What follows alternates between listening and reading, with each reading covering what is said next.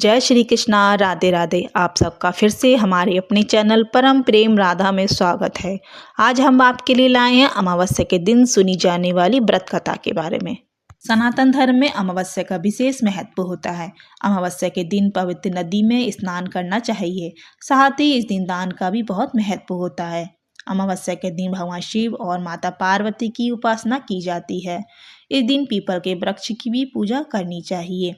धार्मिक मान्यता के अनुसार पीपल के वृक्ष में देवी देवताओं का वास होता है, इसलिए इस दिन पीपल के पेड़ में जल अर्पित करने से सभी मनोकामना पूरी होती है। कहते हैं अमावस्या व्रत कथा का विशेष महत्व होता है।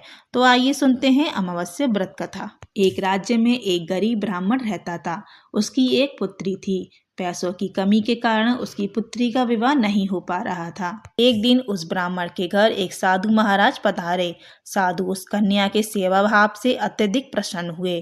कन्या को लंबी आयु का आशीर्वाद देते हुए साधु ने कहा, इस कन्या के हाथ में विवाह का योग्य नहीं है। तब ब्राह्मण ने साधु से इसका उपाय पूछा कि यह कन्या ऐसा क्या करे कि उसके हाथ में विवाह योग्य बन जाए। साधु महाराज ने कुछ देर विचार करने के बाद अपनी अंतर्दृष्टि में ध्यान करके बताया कि कुछ ही दूरी पर एक गांव में सोना नाम की एक धोबिन महिला अपने बेटे बहू के साथ रहती है, जो बहुत ही संस्कार संपन्न तथा पति परायण थी। यदि यह कन्या उस धोबिन की सेवा करे और वह महिला इसकी शादी में अपनी मांग का सिंदूर लगा दे तथा इसके बाद इस कन्या का विवाह हो जाए तो इस कन्या का वैधव्य योग मिट सकता है। साधु ने यह भी बताया कि वह महिला कहीं बाहर आती जाती नहीं है। यह बात सुनकर ब्राह्मणी ने अपनी बेटी से धोबिन की सेवा करने का प्रस्ताव रखा। अगले दिन जैसे ही कन्या प्रातःकाल उठकर धोबिन के घर जाकर साफ सफाई एवं अन्य सारे काम करके अपने घर वापस आने लगी। एक दिन धोबिन अपनी बहू से पूछती है कि तुम तो सुबह ही उठकर सारे काम कर लेती हो और पता भी नहीं चलता। बहू ने कहा, माँ जी, मैंने तो सोचा कि आप ही सुबह उठकर सारे काम खुद ही खत्म कर लेती हो। मैं तो देर से उठती हूँ। यह सब जानकर दोनों सास बहुएं घर की निगरानी करने लगी कि कौन है जो सुबह ही घर का सारा काम करके चला जाता है।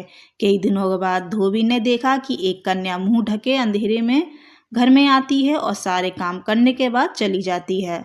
जब वह जाने लगी तो धोबिन उसके पैरों में गिर गई और पूछने लगी, आप कौन हैं और इस तरह छुपकर मेरे घर की चाकरी क्यों करती हो। तब कन्या ने साधु द्वारा कही गई सारी बात बताई। सोना धोबिन पति परायण थी, अतः उसमें तेज था। वह तैयार हो गई। धोबिन के पति थोड़ा अस्वस्थ थे। उसने अपनी बहू से अपने घर आने तक घर पर ही रहने को कहा। उस धोबिन ने जैसे ही अपनी मांग का सिंदूर उस कन्या की मांग में लगाया, धोबिन का पति मर गया। उसे इस बात का पता चल गया। वह घर से निराजल ही चली गई थी, यह सोचकर कि रास्ते में कहीं पीपल का पेड़ मिलेगा तो उसे भंवरी देकर और उसकी परिक्रमा करके ही जल ग्रहण करूंगी। उसी दिन ही अमावस्या थी।